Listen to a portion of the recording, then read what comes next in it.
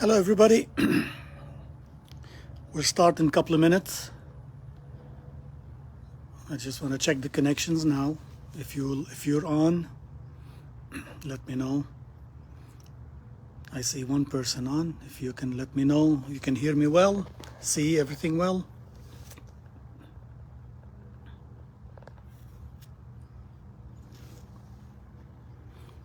Okay, thank you. Hello, hello. Excellent. We have a couple of minutes, 1 minute.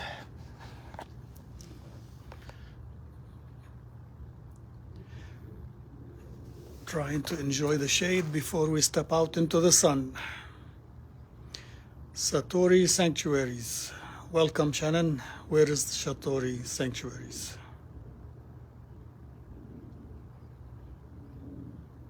Sounds exotic.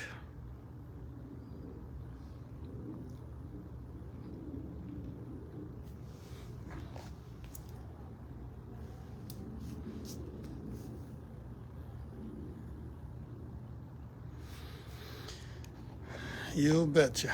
Texas sun is something else. I have a hat, but I have two, and I forgot both of them. So I guess I need one more put here in the shed behind me.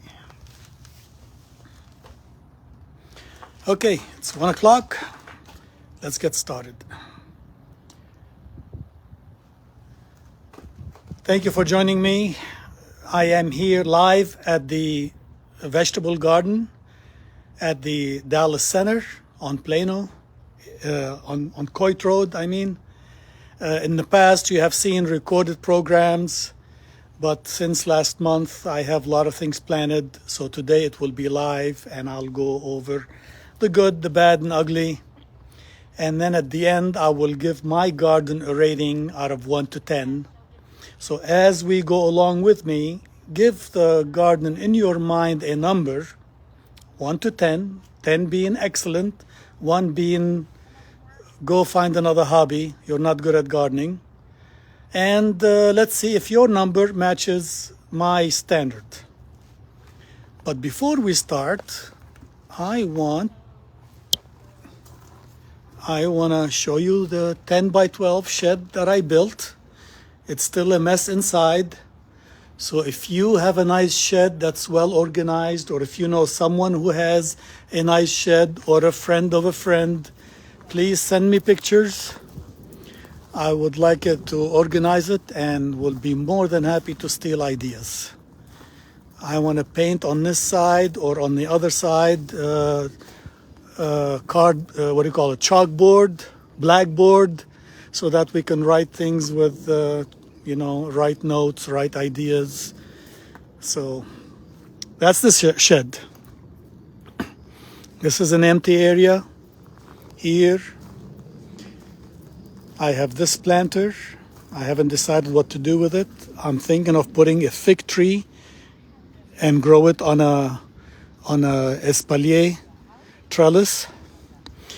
And these bricks I want to use to build a cold frame to plant seeds early in the spring. So you'll follow me as we go. This is a monthly event. Sometimes I'm twice a month. Like in a couple of weeks, I'll be showing you what to do with the tomatoes early in the season in terms of stringing, suckering, things like that. So I am facing north. This is important. So east on my right, west on my left. And as we enter the garden, I tell everybody and I teach everybody, put your tall plants on the north or west side. The north side will never shade, like these trees on the north will never shade my garden. And on the west side, even if there were trees there, they may, as that will start shading my garden 2 or 3 o'clock in the afternoon, I'm okay. So my tomatoes, my tall plants are on that side versus the Swiss chard here, which is not going to be shaded by the peppers or tomatoes west of it. That's the plan. I have 4 zones. Each zone is 4 beds. So zone 1, zone 2 is partially planted. You see some zucchini and then kabocha on this far end here where you see my finger is. We'll get close to them. Zone 4 is not planted at all. I have celery, cilantro, sorrel, and 4 types of squash and zucchini that will go here. And zone 3 is planted. 4 zones, each one independently irrigated. I've shown you. If you can look at previous recorded programs for more detail, at least the schematic diagram of what I was doing. So the controllers are under these boxes, 2 in each one. They are electrically controlled by that weather station there in the gray box. Next to it is the fertilizer injector. This brand is called Dosatron. It's like a commercial scale. It's not cheap, $400. You can find them cheaper, but this is a good size for such a good garden. You can adjust the percentage, like what percent. So here I have 100, 1 to 100, meaning if I look at the label and it says 1 tablespoon, then I have to put in this bucket 100 tablespoons because this will dilute it 100 times. And I set it up so that I can fertilize if I want to. And if I don't want to fertilize, I go like this, and now the water goes in from the city water, goes through this fertilizer pressure reducer, go this way, and then go out without fertilizing. And I added a faucet here in case I need to fill the bucket or something. Great system. If you want to be serious about gardening, a fertilizer injector comes in many shapes or forms, and it'll help because I can program it, the irrigation and the fertilization. And if I'm busy and I'm traveling, I don't have to worry about coming here every day or oops, I'm traveling, who's gonna water my garden? And for a little bit extra money, I added this rain sensor. If I get more than half an inch or 3/4 of an inch of rain, it sends a signal to that timer there, to that controller, to quit irrigation. So in one of my previous videos I made, I talked about toys in the gardening, and I always say the gardener with more toys wins. This is a nice toy. These 2 are nice toys. They're not cheap, but you build them once and then you can truly enjoy gardening instead of struggling all your life. Okay, what do we have here in zone 1? I have different varieties of tomatoes. And in each bed that is 4 foot wide, I have 4 irrigation lines, 1 foot apart, with the idea that the first line is 1/2 inch from the edge. So 1/2 inch, 1.5 inch, 6 inches, 1/2 foot, 1.5 foot, 2.5, 3.5, which means on this side there's 6 inches and on that side there's 6 inches from the edge. 4 lines, maybe overkill, because in 4 foot wide bed, 3 lines is great, not 2.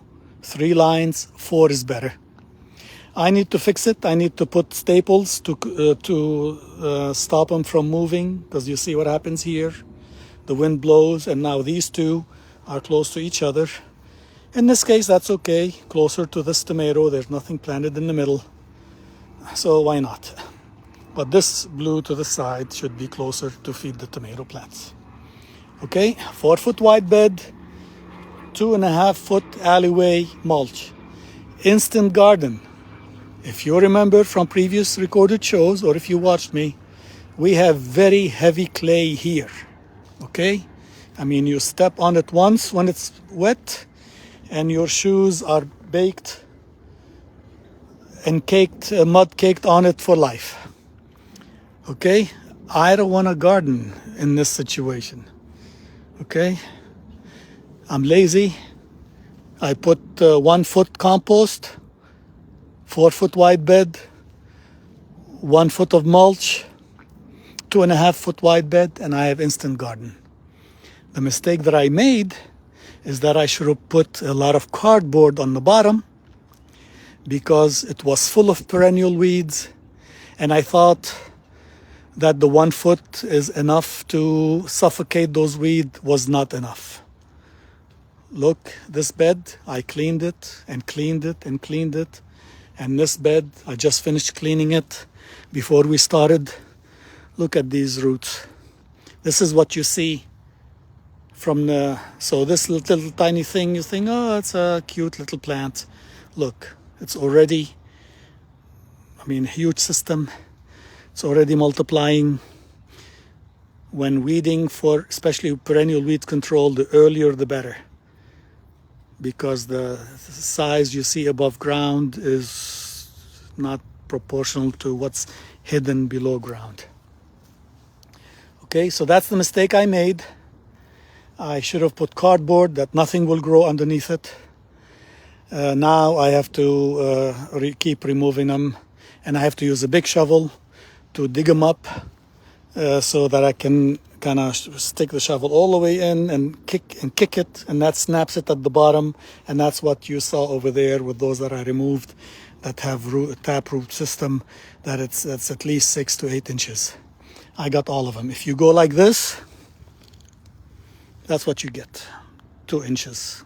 That's gonna come back in 2 weeks.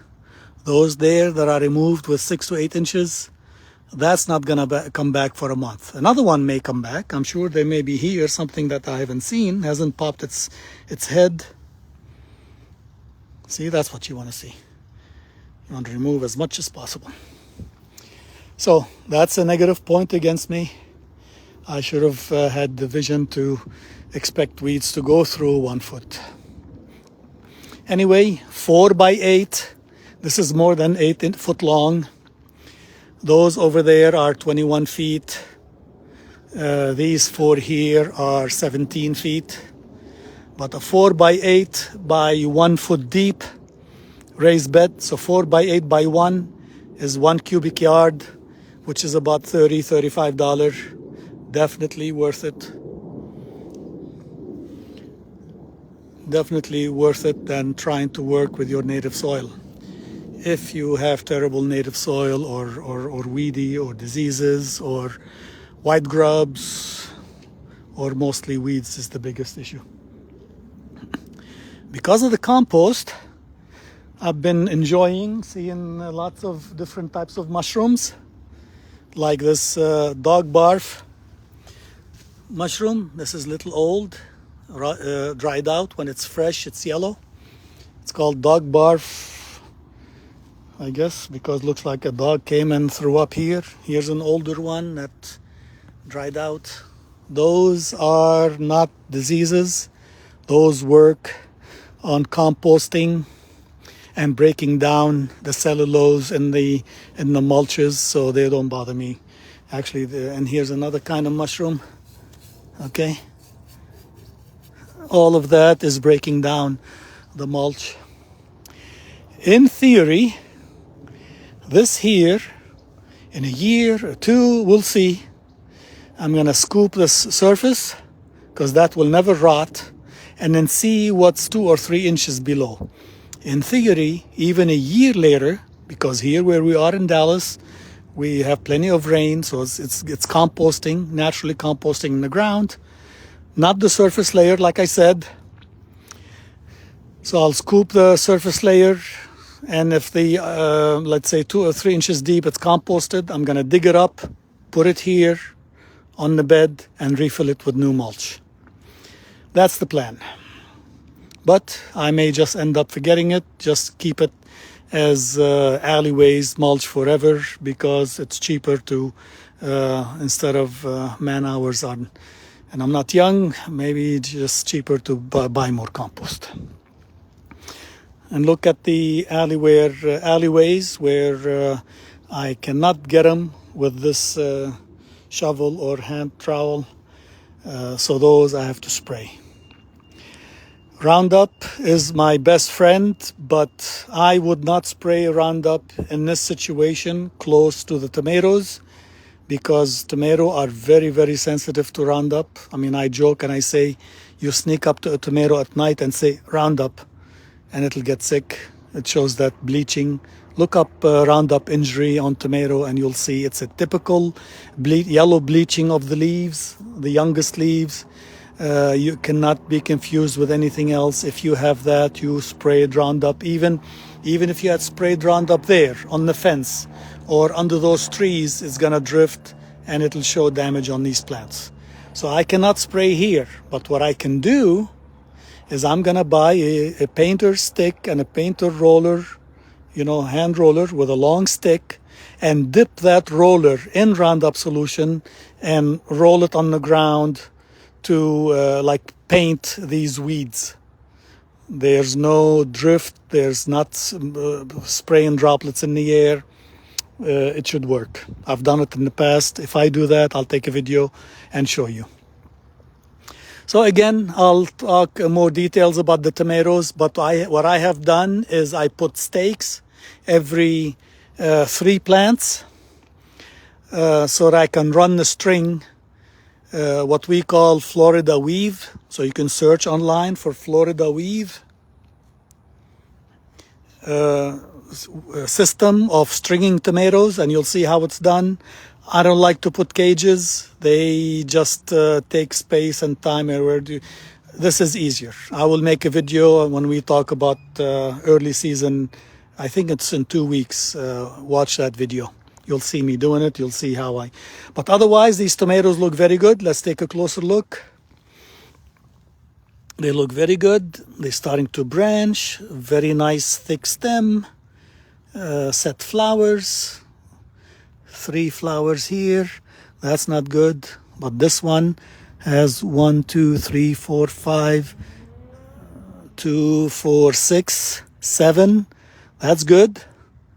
You'd like to see 5, 6 fruits per cluster to know that your plant is healthy. Even if it's a celebrity variety like large tomatoes, they may end up dropping to 2, but here's 4. I mean, that just shows you the plant is well fed and it is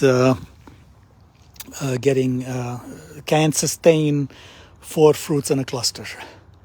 I am using commercial fertilizer.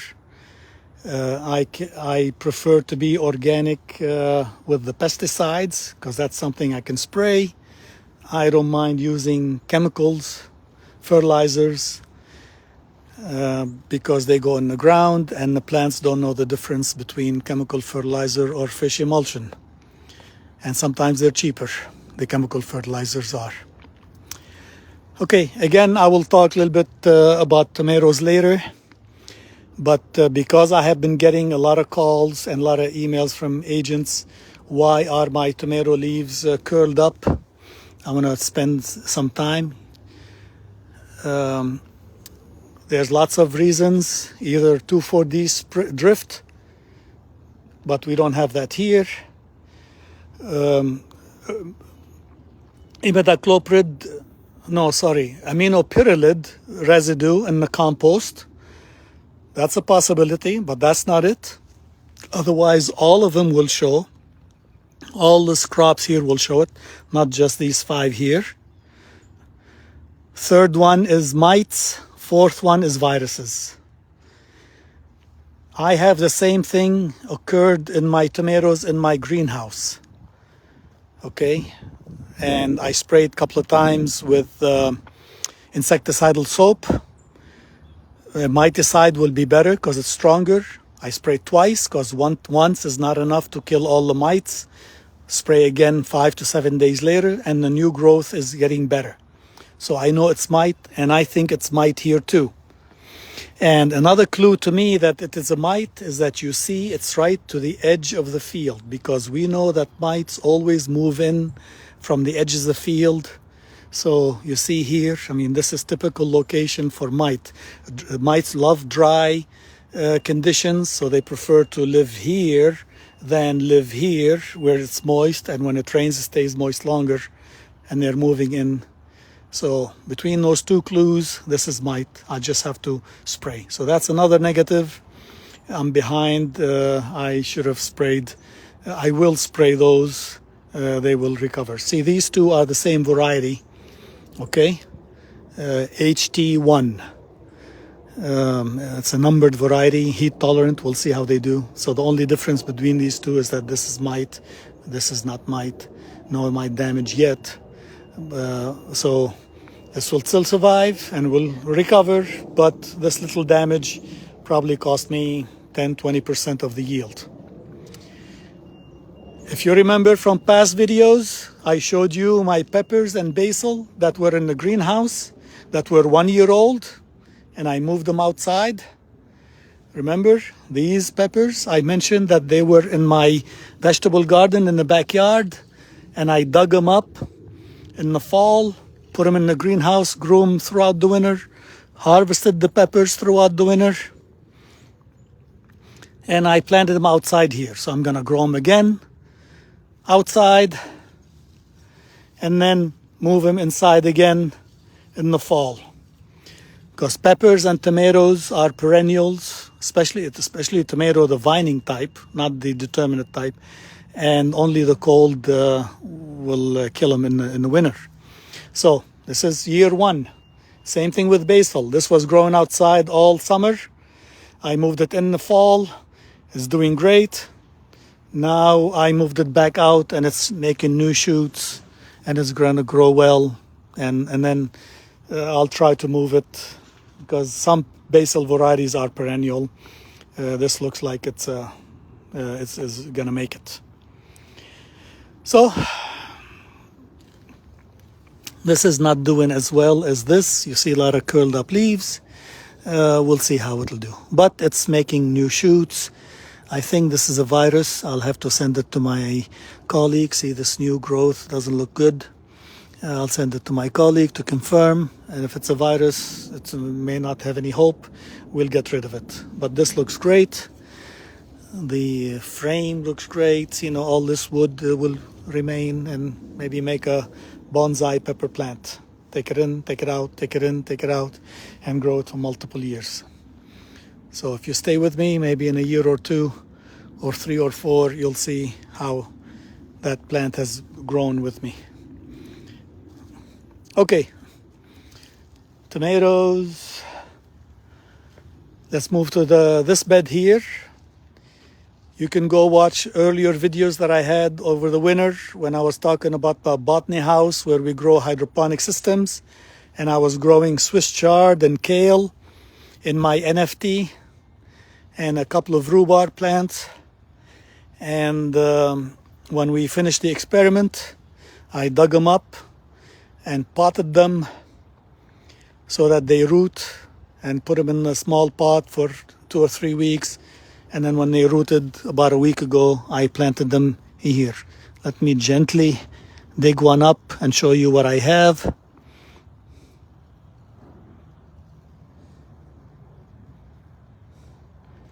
It has developed a lot of roots since then.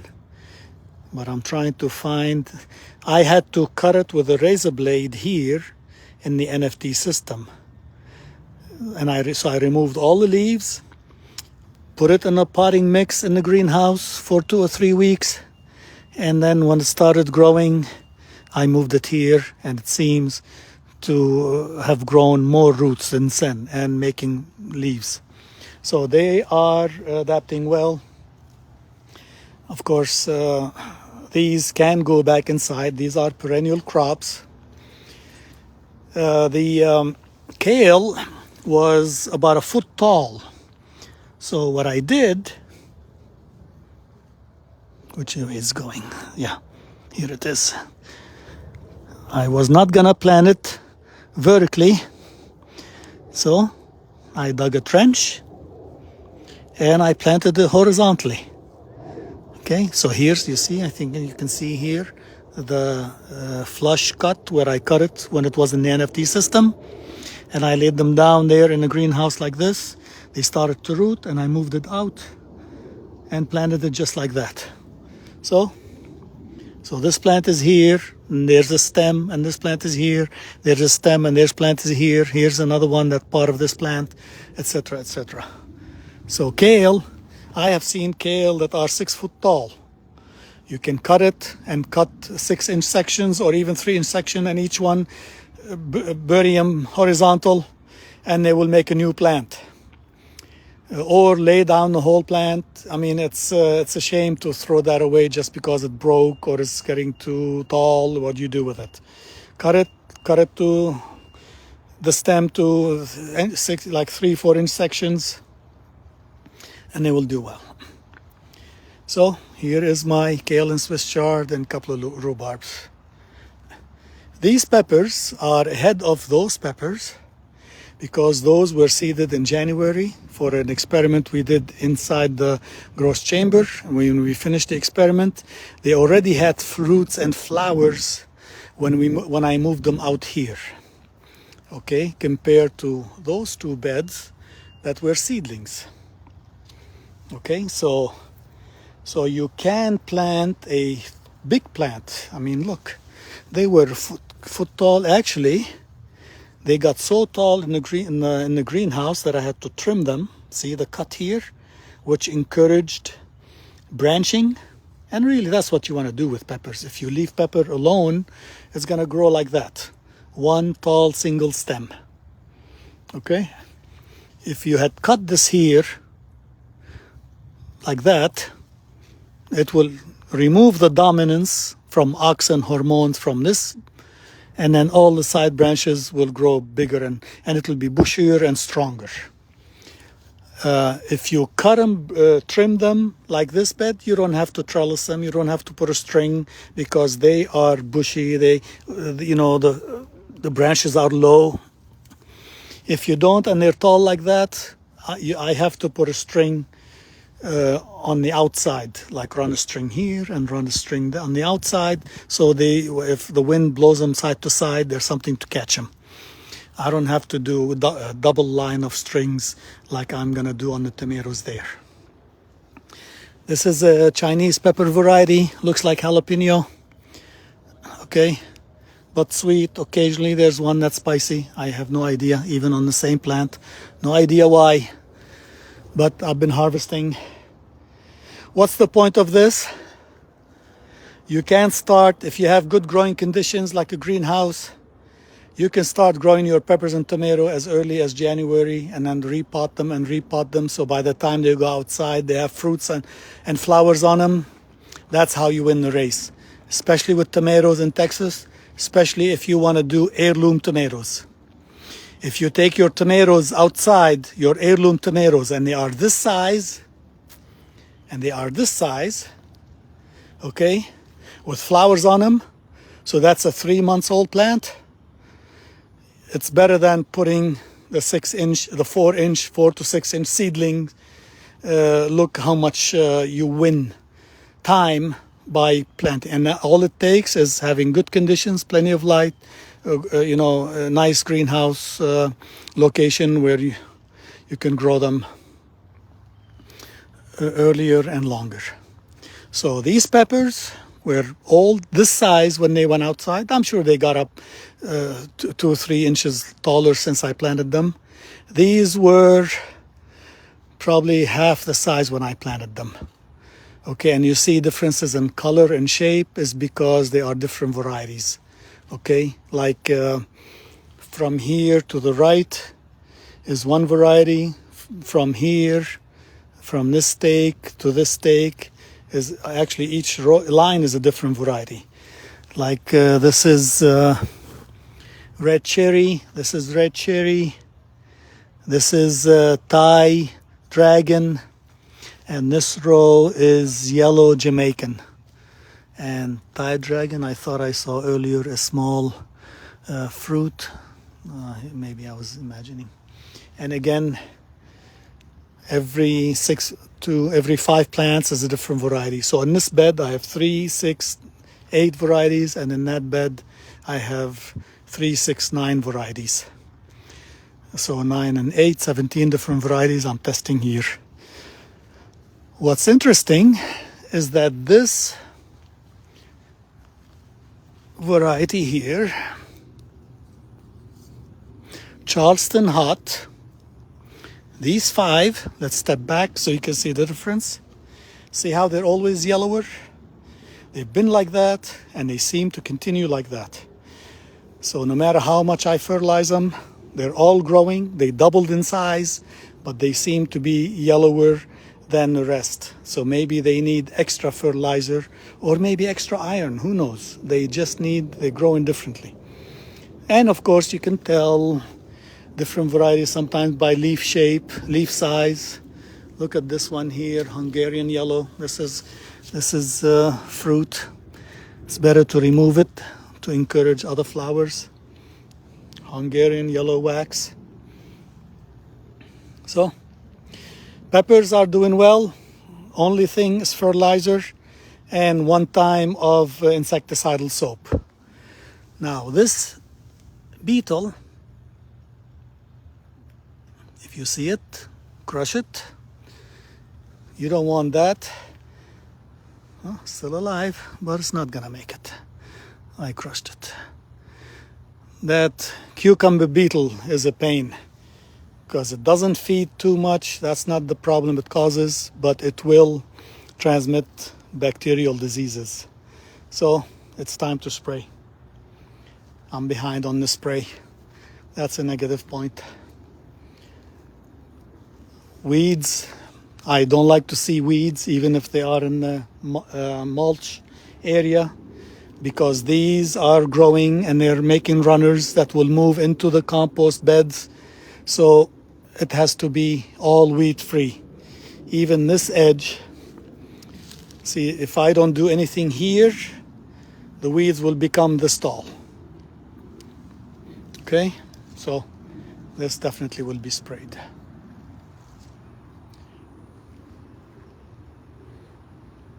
Looking nice, but with lots of little mistakes.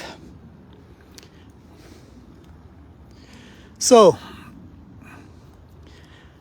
from 1 to 10, I will give this a 5. What do you think? It's good. A lot of work went in it, but it is not perfect. It is not even close to perfect. A 10 would be no weeds, caught up on all the sprays. The plants, when they reach this size, the tomatoes should have 2 lines of strings. I don't have 0, none. Always behind. That's a 5. Average. Before we end, let me get closer to here and show you what I planted. You see these T-posts? I put 2 T-posts because I want to put a cattle panel so that these cantaloupe will grow on these cattle panels and make like a wall. And of course I'll support the melons so they don't break and fall, so they'll be hanging in the air. Remember what I said? It's okay to put tall plants on the north side and on the west side of the garden. So these 4 beds with the cattle panel, and I'm sure it's going to reach taller than this, but maybe I'll let them fall. I'll let the branches fall on the other side. We'll see.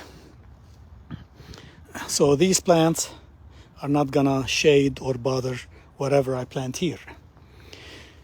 And these spots here, to me, looks like bacterial. I don't know the disease name, but the way the circle is, not rough edges. I don't see any spores. Looks like some bacterial. So I need to spray. I need to spray immediately. That's why I told you I give it a 5. So these 4 beds. Okay, what if you see this? What is this? If you see this little hole, and where did I see another one? And here's another one. If you see this, you have a leak in your drip So here's the emitter. This emitter should give you drops. There must be a leak or a puncture that a strong stream is coming like a jet and dug up this hole. So I'll have to turn on the water and see where that, and maybe cut that piece out and replace it. But this is a clue that you have a leak in your, or a puncture in your drip tape. And here's another one there. Okay, never ever step on your raised bed. So 4 foot, it's easy to jump over like this. Where I have these 1, 2, 3, 4, 5, 6 plants. Those are kabocha. Look them up. They're like small green winter melon. They look like a green pumpkin. Great for cooking. They're classified as a winter squash, but really grow it. Why they look miserable? They look wilted. They look weak. This branch burned. This leaf burned. This leaf burned. I mean, even this flower is sunburned. Why? Because these went from the comfort of the greenhouse, mild temperature, constant temperature, mild light, to the harsh summer garden, spring garden in Texas, where on a bright sunny days they're not used to it. So they are struggling, but they are not dead. Okay, we'll see. I mean, this, I don't see any growing point here, but there's a growing point here. There's a growing point here. There's a branch here. So this is not hopeless. This one, the tip is still alive, so it's still growing. What I'm gonna do with these here is I don't want to go vertical with the panel, because this is on the east side, and these will definitely shade at least on that bed, maybe even on that bed too. Okay, so I'm thinking of maybe putting a hoop, like you've seen them, where they get a big cattle panel and make a tunnel with it and let it grow this way, or maybe at an angle, like 45 angle, and support it on the outside so it grows. You can walk underneath it. It grows like this. So it's still tall, but not 100% vertical. That will shade more. Because I definitely don't want them to be on the ground. These 6 plants, if they do well, they can cover half this zone. They can cover fully these 2 beds with foliage. And I don't want that, because I plan on planting something else on this bed. Because I'm a great believer in square foot gardening, I think your garden should be crowded, should be planted intensely, not like your parents used to plant their row crops in the garden. You're working with raised beds. So check out the Kitchen Garden Planner website. Check out the book, Square Foot Gardening. This is what you want to see. You want to see when the plants are mature like this. You don't see the soil anymore. That will stop all weeds from growing. This is not going to stop the perennial weeds, because they're coming from, but nothing will germinate from the surface. And eventually this bed and that bed will become like that bed. And I'm sure in the future, when you join me, you'll see that you start seeing it here, that you won't see the soil anymore. Now the tomatoes again are a variety trial. Every bed has 4 varieties, 5 plants each.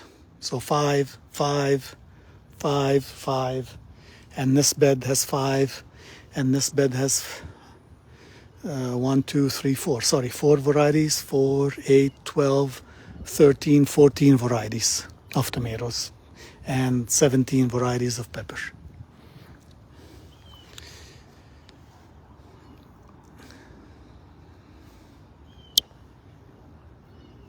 So even with all this beauty, that's still a 5 out of 10. Send me pictures of your garden and tell me mine is 10 out of 10, and I'll be happy for you. Or I may find weaknesses and tell you, wake up, you still have problems. Because I joke and say, nobody calls their kid ugly, and nobody calls their garden average. Everybody thinks their garden is the best, and the yields are the best. And I harvested so much, and I had so much squash. Except Joe Masabni. Joe Masabni will call it as it is. This is average. It should have been a lot better. And only numbers will show us. Maybe at the end of the season, I'll tell you I had 20 pounds per plant, or I had 10 pounds, or I had 30 pounds of tomato per plant. That is the best indicator. With that, thank you for joining me. With the bright sun on the reflection on the phone, I don't see any questions, but please leave your questions and comments, and I'll look them up and join you later and answer them later. Thanks, and keep gardening. Bye-bye.